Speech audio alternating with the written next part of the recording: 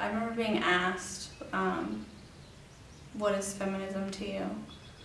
And I'm from Alaska, and it's a little conservative. I was just like, well, to my family, feminism is bra-burning, man-hating. Say it was something recently, but identify more as a womanist than a feminist. So maybe, because like at first I always thought it was like, you know, a stigma behind being a feminist. At high school there was a lot of talk about women's rights, but I was really influenced by this idea that had been propagated through patriarchal media of women's equality is important, but feminism is a dirty word. And then when I got to university, I realized that the word feminism, for me, I needed to reclaim it, reimagine it, and recreate it for myself. I think the most profound experience was in grade 12 when I was the first woman president of our school, the Students' Council. That was in 1969. And it hadn't even occurred to me that it was an odd thing for me to do. But once I was in that position, I realized that it was very odd that, you know, no other women had even been in that role.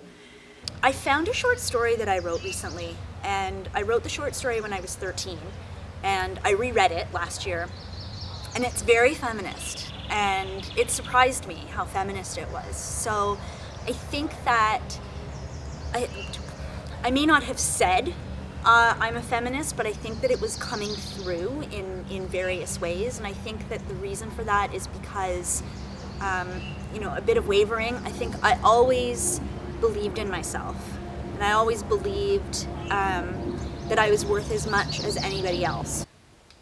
I'd always had sort of an interest in social justice issues and equality for women, and I'd been making art about it, but I had never really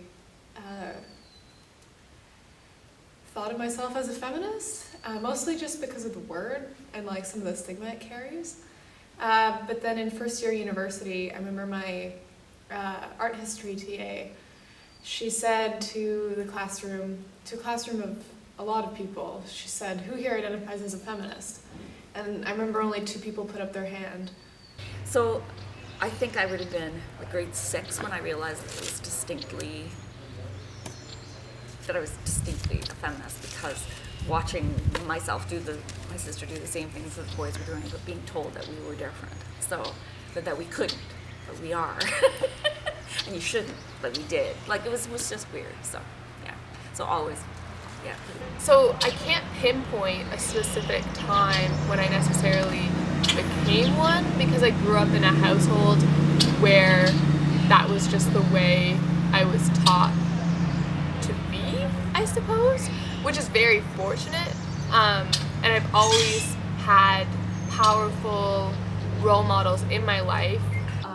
My parents and my brothers are protective toward me because I'm this little girl that they should protect, and it just made me angry because I wanted to be independent, or like, you know, what independency means to a little girl, and just do the things like my brothers do. And there were limitations for me. Yeah, and I was seeing that in the society as well. Even I was little and I wasn't familiar with the word feminism, but I think I was a feminist. I think I decided, not decided really, I think I just knew that I was a feminist from a very young age, largely because I grew up in a very feminist household, and my mom was a single mom for the first 5 years of my life, and so she had a lot of female friends, other feminists who would come and visit her, and they would always talk about women's issues, women's rights, you know, and women's movements, and so I grew up around that kind of an environment, so knew from a very young age, women's issues were critical. I guess the strength of the people in my family and how important it is to be supportive. And growing up, all those people, all my aunts and my mom and my grandparents, they were the people who made me feel like this is what it means to be strong, this is what it means to be a woman.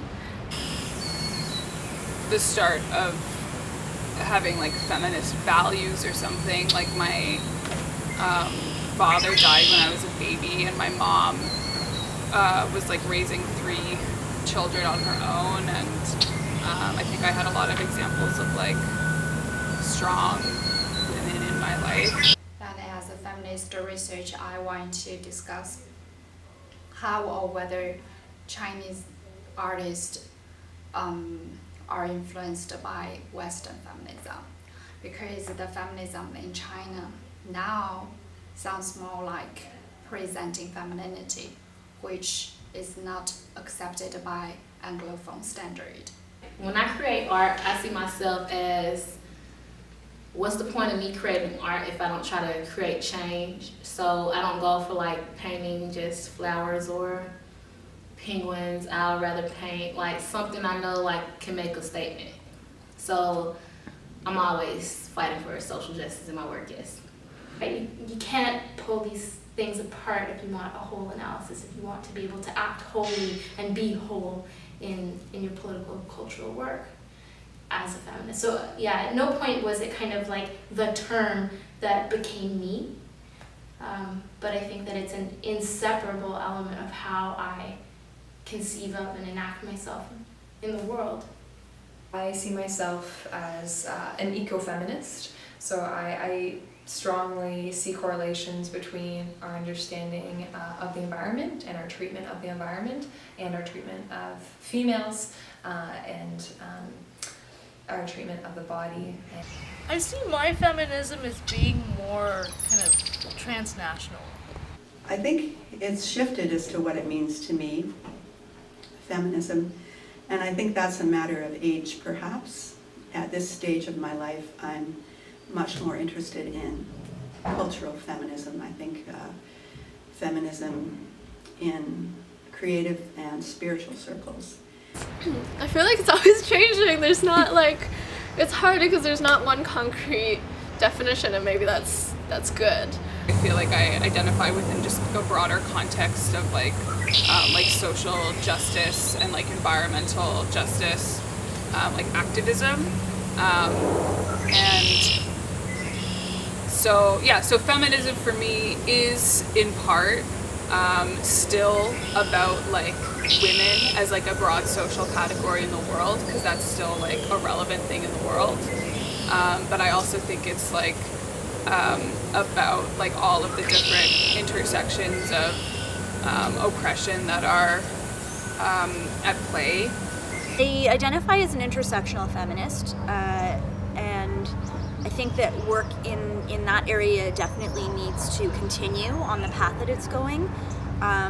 It's as a white cisgender feminist, it's important for me to remember that there are other voices who have not been heard. And the word feminist is a morphing and mutable term. Like I see my particular views as like very queer oriented and sex positive. I guess I strive to educate people on feminism because there are so many views of it that are just skewed. To me, it means that